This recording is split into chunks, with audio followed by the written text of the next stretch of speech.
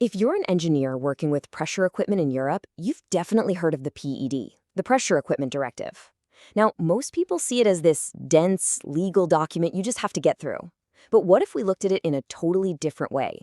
What if we saw it not as a rule book, but as a blueprint for safety?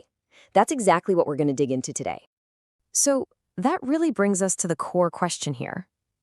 When you look at Annex I of the PED, the part with all the essential safety requirements, do you see a simple checklist to tick off, or is it something more? Is it a whole mindset for how to approach safe design right from the get-go? Honestly, how you answer that changes everything. You see, the first thing to really get about Annex I is that it's not just some random list of rules. No, it's a carefully built logic. It's a whole philosophy of proactive risk management that guides you through the entire process, from that first sketch to the final product. And this one sentence, this is the heart of the entire thing. Eliminate or reduce hazards as far as is reasonably practicable. Just look at that wording. It's not about some impossible goal of absolute safety. It's about a smart, balanced, and documented effort to make your equipment as safe as you possibly can. It's a call to think, not just to follow a recipe. This really shows the massive shift in thinking. The old way was all about following strict prescriptive rules, like the wall must be exactly this thick. But the PED way, it's different. It puts the responsibility squarely on you, the manufacturer, to identify and manage every foreseeable risk. It gives engineers a lot more freedom, but it also demands a much, much higher level of diligence. Okay, so if the responsibility to manage risk is on you, where do you even begin? Well, the directive is crystal clear on this. Before you do any calculations, before you pick any materials, your very first job is a deep dive analysis of every single potential hazard. This right here, this is the cornerstone of your entire project, the hazard and risk analysis. It is your non-negotiable duty to think through everything that could possibly go wrong because of pressure, and then to build your design specifically to deal with those threats. Let me tell you, skipping this step, or just giving it a quick once-over, is one of the fastest ways to fail an audit. The directive also gives you a very strict order for dealing with the hazards you find. Your number one priority, always, is to design the hazard out of existence.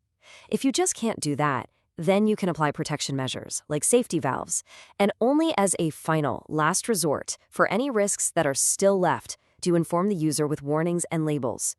You have to follow this order. It prioritizes making things inherently safe, not just warning people about dangers. All right, so you've done your analysis, now what? How does all that thinking turn into an actual physical design? This is where you take those risks you identified and you build a solid, robust engineering blueprint that can stand up to all those challenges you predicted.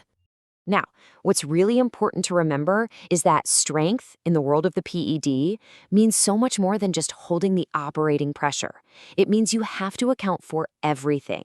How's it getting to the site? You got to think about traffic loads. Is it being installed in a windy area? You better factor in wind loads, maybe even earthquakes. This big picture view is absolutely essential for total strength. And to prove your design is strong enough, the PED gives you a whole toolbox of methods. For standard gear, design by formula using what are called harmonized standards is usually the way to go. But for more complex shapes or weird loading conditions, you'll need to pull out the bigger tools, like design by analysis, often using finite element analysis, or even design by fracture mechanics to really prove your case.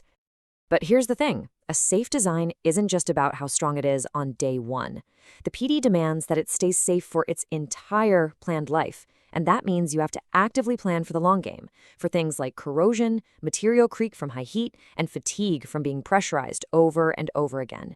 You're designing for the end of its life, not just the beginning. So, a strong vessel is critical, but it's only half the battle. This piece of equipment doesn't just sit there. People have to actually use it, inspect it, and maintain it. And that brings us to the next big topic, designing for safe operation. Let's talk about openings. Any door or closure has to be designed to be inherently safe. The directive is especially tough on quick opening doors. It says they must have an interlock device that physically stops you from opening it as long as there's any dangerous pressure or temperature inside. No exceptions. So how are you going to know if the equipment is still safe 5 or 10 years from now? You have to design in the ability to check.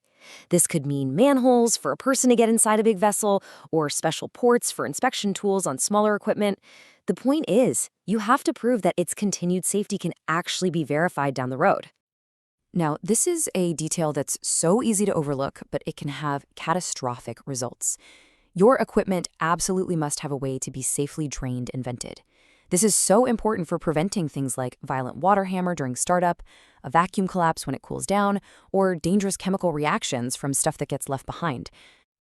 So, you've done the analysis, you've engineered a design that's both strong and safe to operate. You've followed all the steps. Now for the final, and I mean crucial piece of the puzzle, proving it.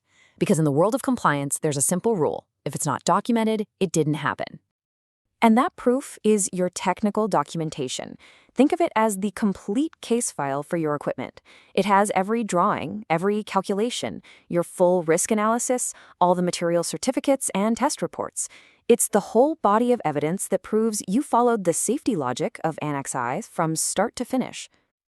So how long are you on the hook for all this proof? The answer is 10 years. For a full decade after you sell the very last unit, you have to be able to pull out this technical file for the authorities. That single number really drives home the long-term commitment to safety that the PED demands. All right, let's pull all of this together. We've walked through how the core philosophy of Annex isn't just theory, it translates directly into practical engineering and then into documented proof of safety. It really all comes down to this clear 4-step blueprint. First, analyze every foreseeable risk. Second, design for total strength and safe operation to deal with those risks. And finally, you document absolutely everything as evidence. That right there is the mindset of the PED. So, following this blueprint makes sure your design is safe. But that leads to the next big question. How do you officially prove that safety to the market and get that all-important CE mark? Well, that whole process is called conformity assessment, and that's exactly what we'll be breaking down in our next explainer. See you then.